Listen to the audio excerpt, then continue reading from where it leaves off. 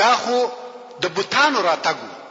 اصلا جزیره العرب ټوله د ابراهیم علیه السلام پر دین او پر وحدانیت و.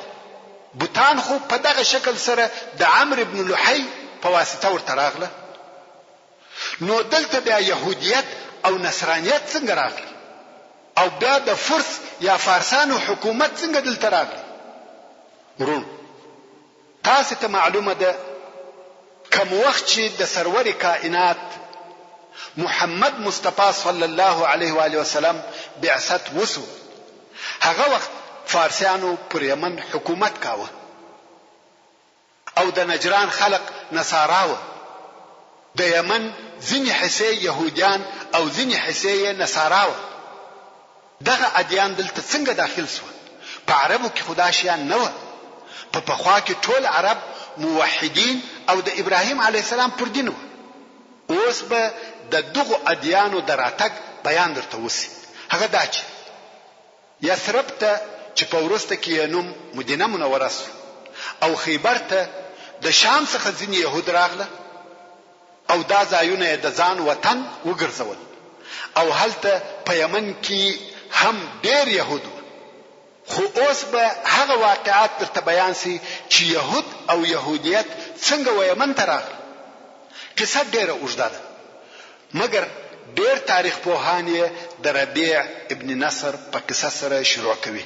هغه داسې ربيع ابن نصر چې د یمن پاچا و، د یو خوب ولیدی چې دغه بیان او دغه قصه د تاریخ ټول علماو لکه طبري، ابن كثير، ابن الاثير او تقریبا ټول مؤرخینو ذکر کړی ده.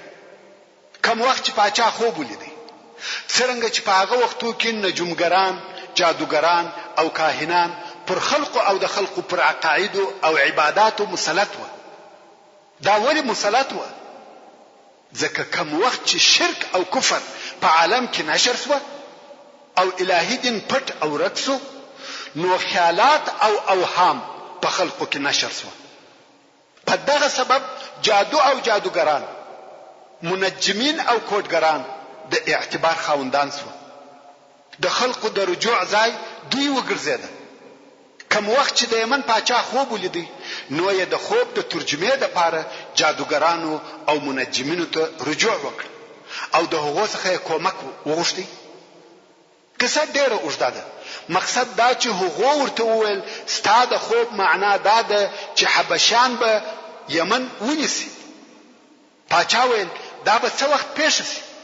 دوی ویل 80 یا 80 کاله وروسته.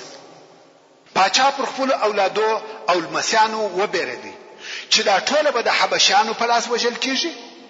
نو یې اراده وکړه چې خپل اولاده د یمن څخه و عراق ته نقل کړي، او په عراق کې حیره چې د یوې منطقې نوم دی د خپل اولاد د سکونت لپاره اختیار کړ. حیره په عراق کې د نجف او کوپه په مابین کې د یو ښار نوم دی. نعمان ابن منذر د هغه وختو د عراق مشهوره پاچا د دغه ربيع ابن نصر د اولادې څخه دی.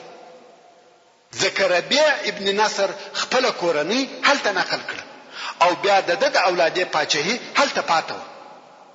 دغه نعمان ابن منذر بیا زموږ په ورسته کیسه کې راځي، په یاد ولرئ.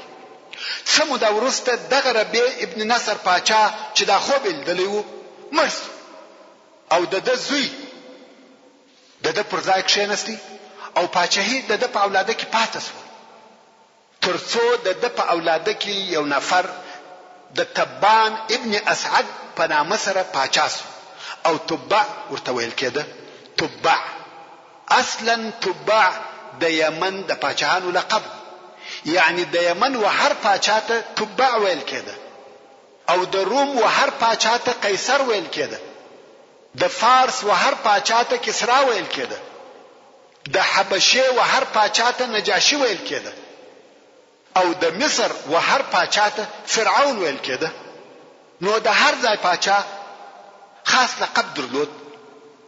دغه د یمن پاچا تبان اسعد چې لقب یې تبع و، د یمن د مشهور پاچاهانو څخه دی.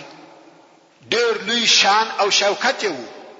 ټول کله یمن د تر لاس لاندې وو، غنی او سخي سړی وو، نو د به همیشه سفرونه کول، د یو ځای څخه بل ځای ته د سیاحت او تجارت لپاره تللی.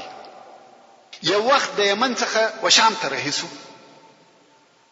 په لار کې خپل زوی په یثرب کې چې اوس مدینه منوره ورته ویل کیږي د تجارت د زیرو کارو د لپاره پریښاو او دی شام ته ولاړ.